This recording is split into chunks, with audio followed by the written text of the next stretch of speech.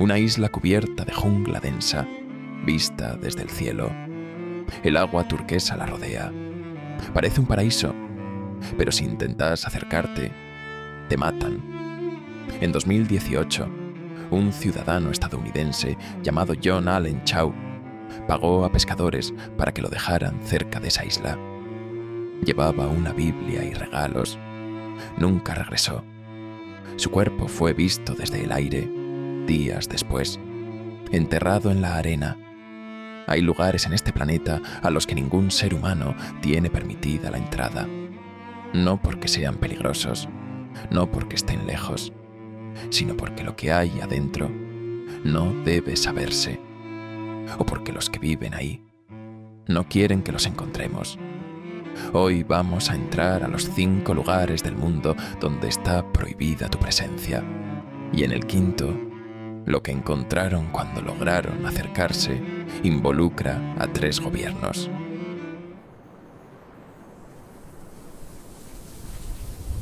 Existen en este mundo lugares que los mapas muestran, pero a los que nadie puede ir. Algunos tienen guardias armados. Otros tienen leyes que te llevan a prisión si intentas cruzar. Y hay uno que tiene algo mucho más simple y mucho más aterrador. Un pueblo entero que lleva 60.000 años sin hablar con ningún ser humano fuera de su isla. En este video vas a descubrir 3 cosas. Primero, ¿qué hay exactamente en cada uno de estos lugares, más allá de lo que dicen los gobiernos? Segundo, ¿qué le pasó a la gente que intentó entrar de todas formas? Y tercero, hay un lugar en esta lista que en los últimos años fue usado en una operación que los documentos oficiales nunca terminaron de explicar. Soy Bitácora del Misterio. Bienvenido al archivo que no debería existir. En el Golfo de Bengala, a 1.200 kilómetros del territorio continental de India, hay una isla del tamaño aproximado de Manhattan. Tiene playas blancas, jungla densa y vistas que parecen sacadas de una postal. Se llama Isla Sentinel del Norte. La habitan los sentineleses, una tribu de entre 50 y 400 personas que, según los científicos, llevan entre 60.000 y 75.000 años en completo aislamiento. Eso no es un error tipográfico. 60.000 años sin hablar con nadie, sin conocer la rueda, los metales, la escritura, el fuego manufacturado, ni la existencia de India, el país que los administra en el papel, y han decidido, con absoluta claridad, que así quieren seguir. Cualquiera que intente acercarse recibe flechas, no amenazas, flechas reales en el cuerpo. En 1974, un equipo de National Geographic se acercó con una embarcación para filmar un documental. El director recibió un flechazo en el muslo. Salieron de ahí corriendo. En 1981, un barco carguero llamado Primrose encalló en los arrecifes.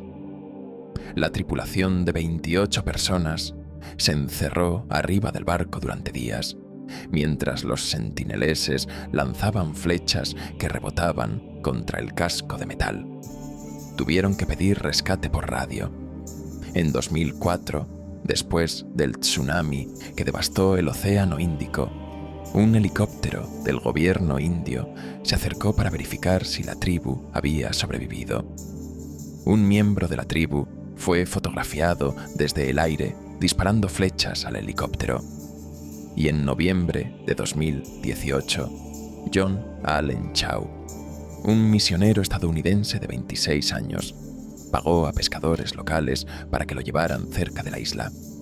Llevaba una Biblia y quería convertirlos al cristianismo. Los pescadores lo dejaron en una canoa pequeña a cierta distancia. Chau se acercó a nado.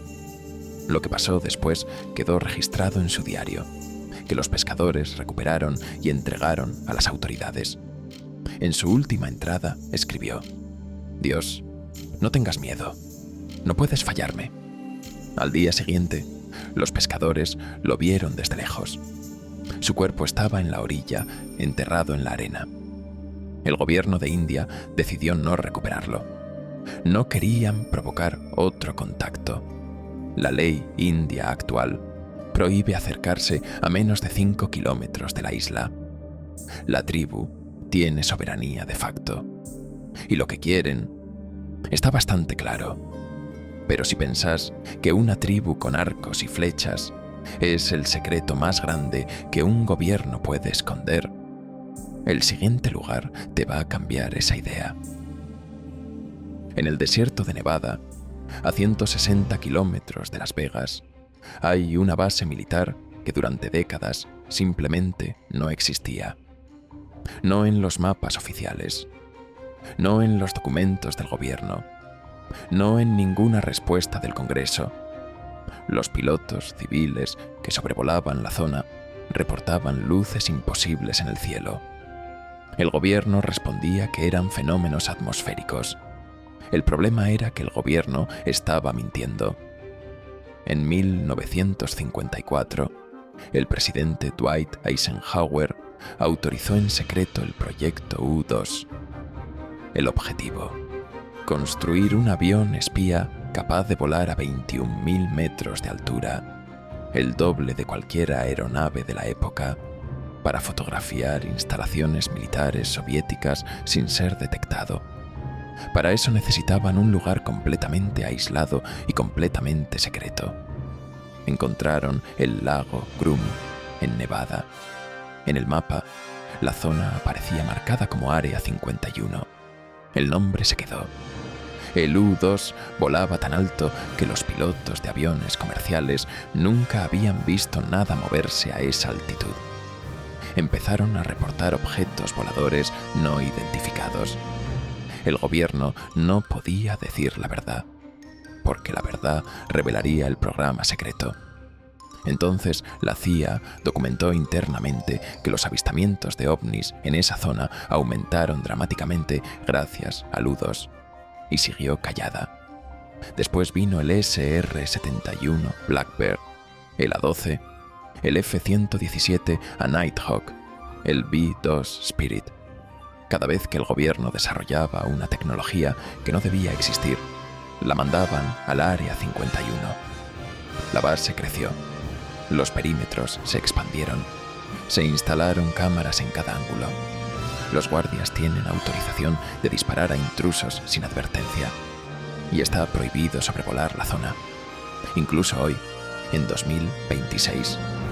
En 2013, la CIA desclasificó un documento de 407 páginas. Por primera vez en la historia, reconoció oficialmente la existencia del Área 51. La colocó en un mapa y explicó que fue creada para el programa U-2. En 2026, con la desclasificación adicional de archivos sobre fenómenos aéreos no identificados, aparecieron nuevos documentos. Siguen siendo incompletos. Hay páginas enteras redactadas en negro. Lo que queda fuera de esos documentos sigue siendo clasificado. Todos los días, un avión secreto identificado solo como Janet transporta trabajadores desde el aeropuerto de Las Vegas hasta la base. Los pasajeros tienen identificaciones especiales. No hay registro público de quiénes son ni qué hacen ahí. El vuelo Janet no aparece en ninguna base de datos comercial de aviación, solo en el radar. En los montes Urales del sur de Rusia, a 1.400 kilómetros al este de Moscú, existe una ciudad llamada Mezhgorie. 20.000 habitantes, infraestructura completa, servicios, escuelas, hospitales. Pero tiene algo que ninguna otra ciudad del mundo tiene. Está completamente cerrada a extranjeros. Cualquier solicitud de visita a través de la embajada rusa recibe la misma respuesta. No, la ciudad fue fundada en 1979 bajo el nombre Ufa 105, nombre en clave. 3 guarniciones militares construidas en simultáneo para proteger algo que nunca fue nombrado públicamente. En 1992, fotografías de satélites comerciales comenzaron a mostrar excavaciones masivas en el monte Yamantau, justo al lado. Túneles, infraestructura subterránea, a kilómetros de profundidad en la roca de cuarzo. El gobierno de Estados Unidos preguntó formalmente al gobierno ruso qué estaban construyendo. La respuesta oficial del Ministerio de Defensa ruso en 1996 fue: el Ministerio de Defensa de Rusia no tiene la costumbre de informar a los medios de comunicación extranjeros sobre instalaciones en construcción. Eso fue todo. Desde entonces, el gobierno ruso ha dado 4 explicaciones diferentes para lo que hay bajo Yamantau: una mina, un depósito de tesoros nacionales, un almacén de comida y ropa, un búnker de comando en caso de guerra nuclear. Todas en momentos distintos, ninguna con documentación. Pero lo que encontraron después los analistas de inteligencia de la CIA, cuando pudieron revisar las imágenes de satélite con mejor resolución, no era compatible con ninguna de las 4 explicaciones que Rusia había dado. Las estimaciones más conservadoras hablan de una ciudad subterránea capaz de albergar entre 30.000 y 60.000 personas, con suministro de agua propio, ventilación forzada, generadores independientes y un sistema de comunicaciones que no depende de infraestructura de superficie, diseñada para funcionar después de un ataque nuclear directo. El sistema se llama Perímetro, un sistema automatizado que puede lanzar misiles termonucleares incluso si no queda nadie vivo para apretar el botón. Los rusos confirman que Perímetro existe. El papel de Yamantau en ese sistema sigue sin confirmarse. Hoy, en 2026, la construcción bajo Yamantau continúa. La ciudad de Medjugorje sigue cerrada. Las imágenes de satélite muestran actividad permanente. Y el gobierno ruso sigue sin dar explicaciones. Este lugar no es secreto. De hecho, el gobierno que lo administra lo anuncia con orgullo. Pero nadie puede entrar. Está en el Ártico noruego, en el archipiélago de Svalbard, a 1.300 kilómetros del Polo Norte. Se llama la bóveda global de semillas, y su apodo oficial es la Cámara del Fin del Mundo. Inaugurada en febrero de 2008 por el gobierno noruego, está excavada dentro de una montaña de permafrost, a 130 metros sobre el nivel del mar. Ahí dentro hay más de 1,3 millones de muestras de semillas enviadas por 123 países. Está diseñada para sobrevivir terremotos de grado 10, impactos de bombas, erupciones volcánicas y el deshielo total del planeta. Si todo el sistema eléctrico del mundo fallara hoy, la montaña mantendría la temperatura por debajo de 0 durante 200 años. Y ya fue usada de verdad. En 2015, la guerra civil en Siria destruyó el banco genético del Centro Internacional de Investigación Agraria en Alepo. Fue la primera vez en la historia que las semillas fueron retiradas de Svalbard para uso real. En 2017, retiraron 50.000 semillas más para reconstruir las colecciones en Marruecos y Líbano. La bóveda que muchos pensaban que era un símbolo resultó ser un seguro de vida. Pero lo que encontraron después, cuando se filtraron algunos documentos internos del Vaticano, sugería que el 5.º lugar de esta lista guardaba algo que los propios archivistas no tenían permitido ver. El 5.º lugar está en el centro de Roma, en Ciudad del Vaticano, bajo la Basílica de San Pedro, en una red de túneles y salas a temperatura controlada, existe el Archivo Apostólico Vaticano. 85 kilómetros lineales de estanterías, 35.000 volúmenes de catálogos, Documentos que van desde el siglo VIII hasta hoy. 12 siglos de correspondencia privada de los papas, registros de procesos inquisitoriales, actas de estados, secretos diplomáticos. Ningún periodista puede entrar, ningún turista.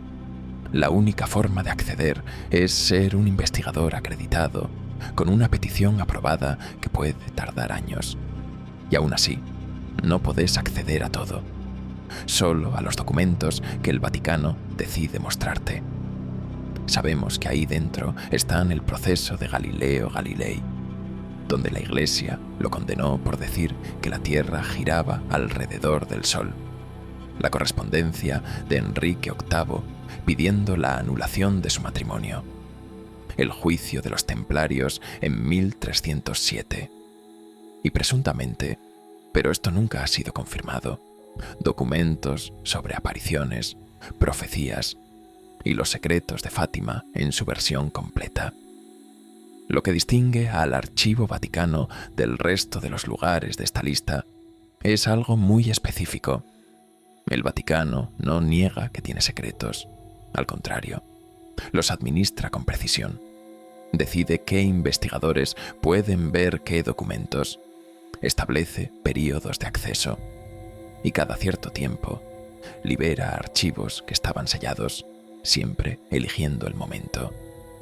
Como en 2020, cuando el Papa Francisco abrió los archivos del período nazi y por primera vez fue posible leer en detalle qué sabía exactamente el Vaticano sobre el Holocausto. No lo que hizo, lo que sabía y cuándo lo supo.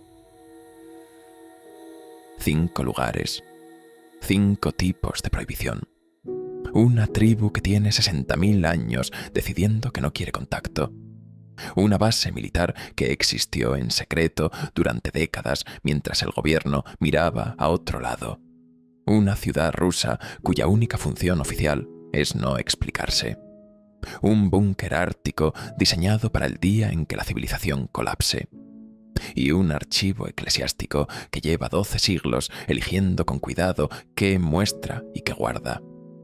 Lo que tienen en común estos 5 lugares no es el secreto en sí mismo. Es la decisión deliberada de mantenerlo. Cada uno de ellos, a su manera, dice lo mismo. Hay cosas que el mundo no está listo para saber, o que hay quienes consideran que el mundo nunca estará listo. De los 5 lugares que viste hoy, ¿cuál crees que esconde algo más grande de lo que sabemos? ¿El búnker ruso que nadie puede explicar? ¿El archivo vaticano que lleva siglos eligiendo sus propios secretos? Déjamelo en los comentarios, porque si hay suficientes respuestas sobre uno en particular, puede que en el próximo video vayamos mucho más adentro. Soy Bitácora del Misterio, donde la historia oficial termina